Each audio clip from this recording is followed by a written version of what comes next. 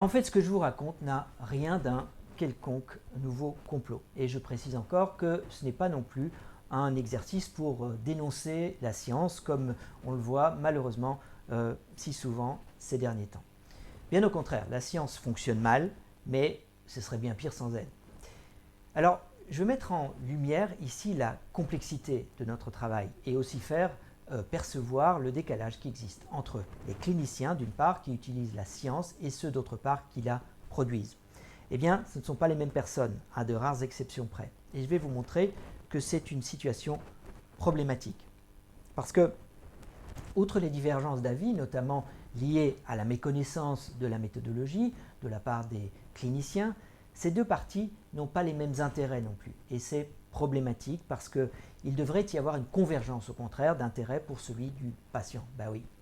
Alors, qui produit la science aujourd'hui? Qui produit les traitements proposés par les cliniciens aux patients? Eh bien, il s'agit bien entendu en majeure partie de l'industrie pharmaceutique, de l'industrie du médicament. Et dans l'industrie pharmaceutique, au contraire du monde académique, il y a beaucoup de gens qui savent très bien comment conduire et publier une étude clinique pour la raison simple que l'industrie en a besoin pour mettre les médicaments sur le marché.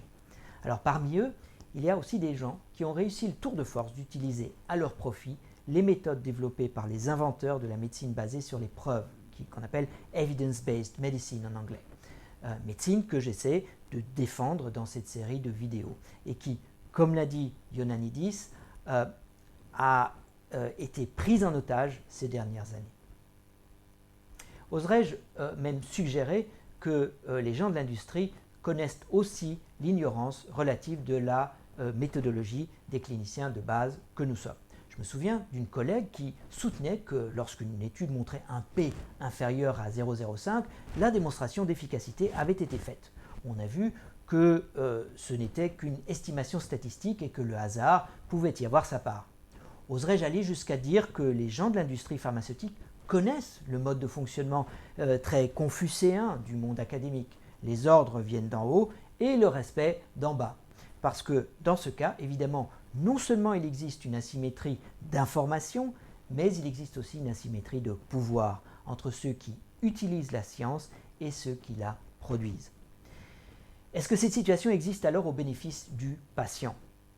L'existence d'une asymétrie d'information implique aussi un possible aléa moral, moral hazard, comme on dit en anglais, si cet état de choses est connu, l'exploitation de celui qui ne sait pas par celui qui sait.